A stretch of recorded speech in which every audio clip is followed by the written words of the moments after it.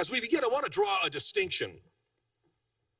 There are two words that are frequently used as synonyms, and in our time today, we're going to use them as antonyms. And so I want to make sure we highlight that. The first word is optimism. And optimism is sometimes used as a synonym for hope, but in this presentation, they mean very, very different, almost opposite things. Optimism is the wishful thinking that things are going to get better. And I want to come to you today and say, I am not an optimist. I do think that things are going to get worse unless the virtue of hope triumphs. Hope is not a wishful thought. Hope is a virtue, even a theological virtue. And hope requires work. It requires collaboration with God's grace.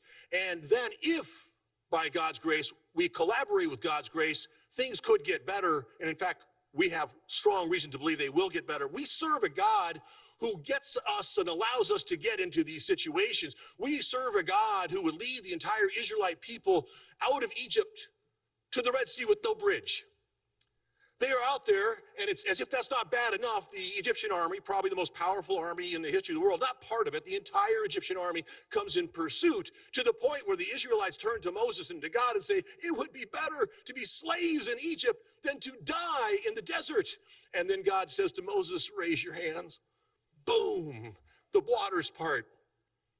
And great salvation. We serve a God who is so amazing that although the philosophers will rightly tell us that God is pure act, there's no potency in him, that God would lie dead in a cave and then resurrect.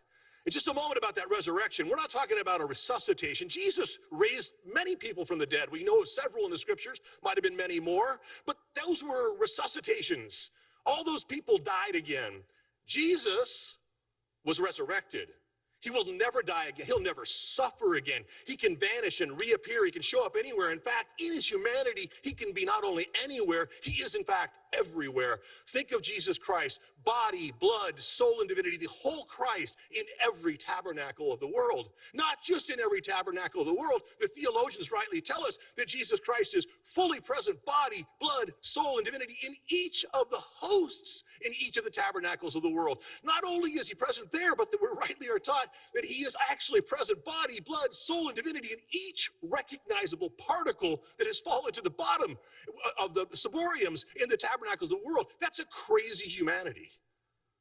We serve a God who can do crazy things and invites us to be able to do crazy things with him. Now that we can attach hope to.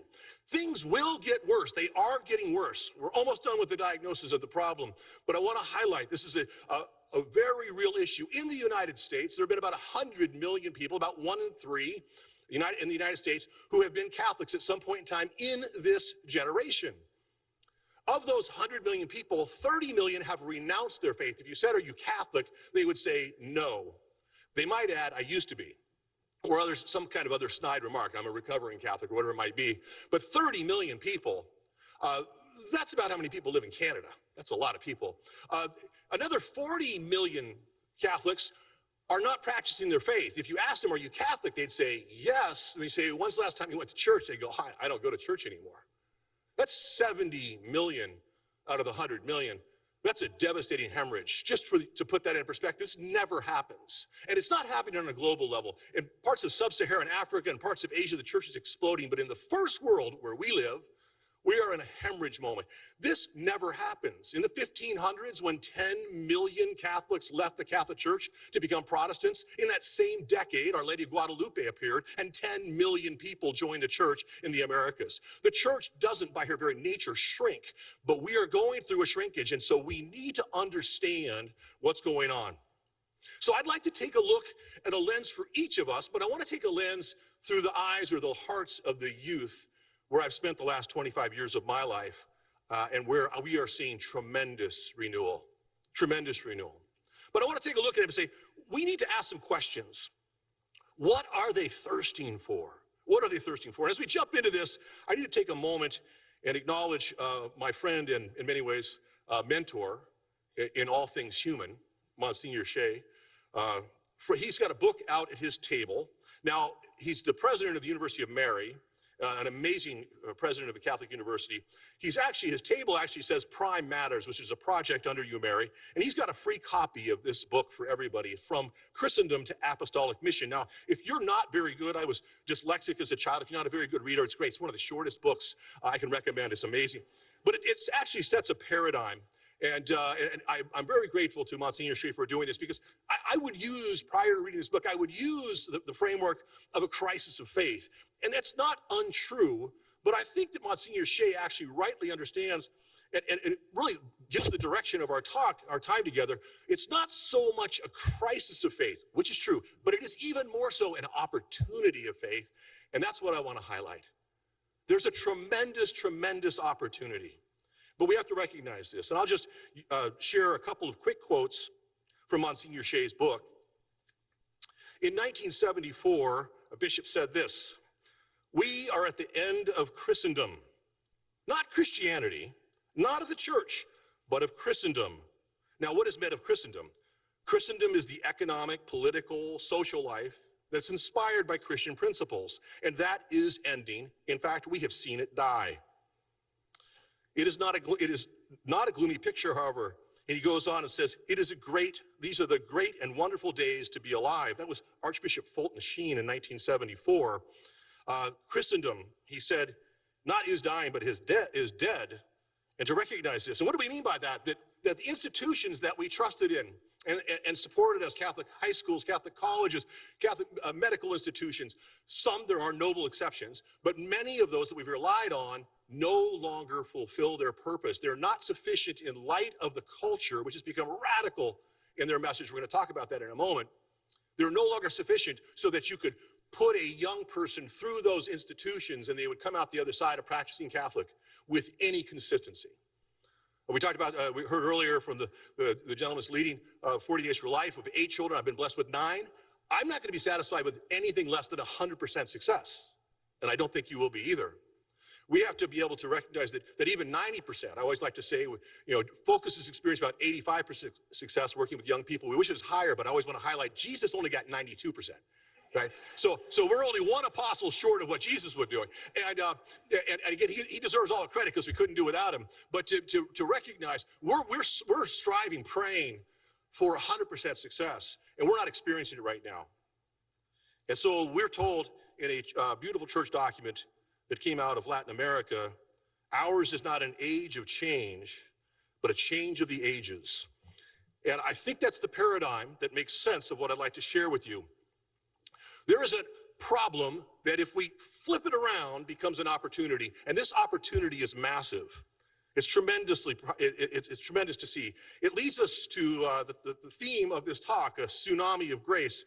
I don't know if I'm sure you all are, but the way a tsunami works. So before a tsunami comes in, there is the withdrawal of water, a deep withdrawal of water. Now, depending on how big the incoming tsunami is going to be, there'll be a greater or lesser withdrawal of water.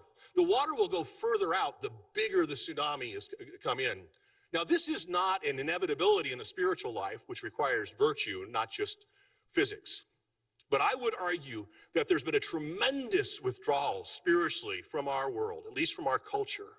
And there's been an amazing, devastating withdrawal, but that affords an opportunity for us to pray in, to beg in, to cry in, to change our behaviors in, so that we can recognize this amazing tsunami that is available at this moment in history. As we look at our young people today, what are they thirsting for? What are they thirsting for? And I would argue, and I'd like to make a threefold comment here. I think that our young people today are thirsting for greatness and adventure. I think that they're longing for intimacy, and they're starving for friendship and belonging. But they're looking for these things in the wrong places. See, the world offers promises of fulfillment to all of these, and they're counterfeits, but they're worse than counterfeits. I shared before with our missionary staff for many years the reality that I learned in my parents' backyard in Southern California. They had hummingbird feeders. And if you have hummingbird feeders, you fill them up with sugar water, the hummingbirds come in and they buzz around, and they sip the sugar water and they take off and they have a happy day. And I said, but do you know what happens if you take the sugar water out and you put NutraSweet into the water and you fill the hummingbird feeder back up with NutraSweet instead of sugar? The hummingbirds lose weight. That's not what happens. The hummingbirds die. They're not poisoned. They starve to death because there are no calories in NutraSweet. So they fill up on what tastes like sugar water. It momentarily satisfies them, so they'll come back and drink again. But in the meantime, they're full and therefore lack the capacity to now drink anything else. And so even though they have a certain fullness, they're dying of starvation. And I would argue that is where our young people today, our culture is feeding them NutraSweet. They are addicted to that NutraSweet. And that's the great indication, because here's the deal. I believe that Jesus Christ and the Catholic Church answers these three longings far more profoundly, more effectively, and more enduringly than the world can. And if we can recognize the hunger, what looks like despair, oh, how will we get them back? Where are they going? What's wrong? When we respond to that hunger, they will come back and they'll bring their friends. And there is the possibility, if we follow the four examples that St. Augustine shared about St. Monica, if we pray, if we cry, if we fast, and if we give alms, if we do these things, there will be conversions. And this recipe is there. And so let's take a look at adventure. I did a quick looking at our young people's longing for adventure and said, well, how do they spend their time? Well, they watch Star Wars, which have been re-enkindled because of new movies, so now they're going back and even watching the old ones. They watch and read Harry Potter. The most successful television show recently has been Game of Thrones, and they are overtaken by the Marvel movies. And I started to do the math on these, and our young people have spent $1 trillion on these. Just the ones I listed. There's other things. I didn't count video games. They're also doing that. But we can sit back and say, oh my goodness, what a waste of money. No. We're going to flip this around and look at opportunity. This, brothers and sisters, demonstrates amazing thirst. I mean, $1 trillion. How do you calculate $1 trillion? Let me put it this way. If I had $1 trillion and I went to San Francisco, I could give every man, woman, and child in the city of San Francisco $1 million. And when I was done, I would still have $125 billion left. $1 trillion is a lot of money. And they've spent it on these shows. And here's the challenge. Here's the frustration. They sit and they watch and they're fascinated with greatness and adventure and superheroes. And they were not created by God to watch superheroes. They were created by God to become superheroes, canonizable saints, to be able to recognize that what Pope Benedict said on the night of his first Mass, he said in his homily, he said this, he said to young people, the world offers you comfort. You were not made for comfort. You were made for greatness. But our young people experience greatness this way. Hey, I conquered the world 12 times this morning with my thumbs. That's fake greatness. It's NutraSweet. But by that time, they're tired. And greatness, by the way, is hard and it hurts. In fact, when you start to experience greatness, you begin to experience suffering. And then you will find yourself like the Israelites at the beach of the Red Sea saying it would be better to live in slavery than to suffer in this desert. And they need to be coaxed into what they were made for, because that's what their heart longs for. They long for intimacy. We won't spend much time here. It's a totally different talk. The porn industry offers NutraSweet for intimacy, as does the hookup culture. Pornography, 20 years ago, I was asked to give a talk. I found out I was horrified that pornography was a larger business than Major League Baseball. Dollar for dollar. That's so not true anymore. Pornography today is a larger industry than Major League Baseball, Major League Basketball, National League Hockey, the NFL, ABC, NBC, CBS put together. Anybody here watched Major League Sports in the last week? Or network news? That's how often people are watching pornography. More than that. And it's NutraSweet and more. It's poison because it's not just indifferent. They're not just starving. They're killing their souls of mortal sin. And friendship, Facebook, Twitter. Our young people are wildly connected to more people than anybody in history, and they're more lonely. A recent survey said that 1 in 4 Americans say they have no close friend. In England, the problem of loneliness and the related mental health issues and suicide attempts and drinking and drug use got so bad that they actually created a ministry of loneliness. Somehow we've decided that the government can help us make friends. But what does the church offer in this? The church offers you to become a follower, a disciple of Jesus Christ, to recognize that you are called to greatness, not make-believe greatness, but real greatness. It calls you into intimacy with God and then intimacy through vocation. Lasting, enduring, for the vast majority of us, that means marriage.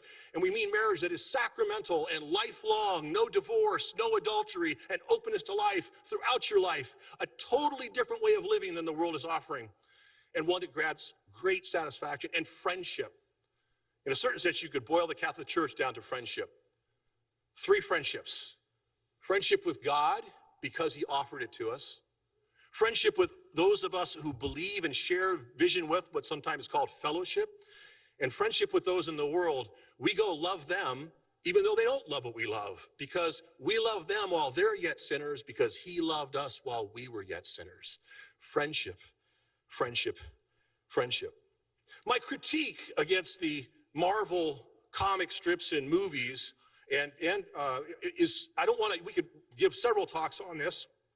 I actually test drove this theme past several of my staff earlier in the week, and one of my missionaries who's been around for about 10 years said, "How committed to this anti-Marvel thing are you?"